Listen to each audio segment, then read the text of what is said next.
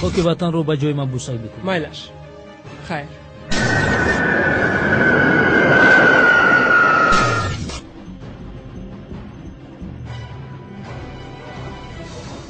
گوش میکنم. آدم دودویچ، من از فرودگاه بیرون شدم.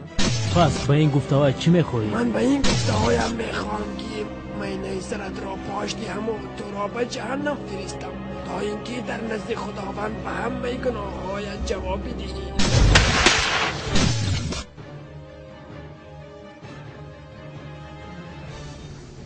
تشکر خدم دودویچ. از این روز اعتباراً همکاری را با قدم دادویچ قد می نماییم.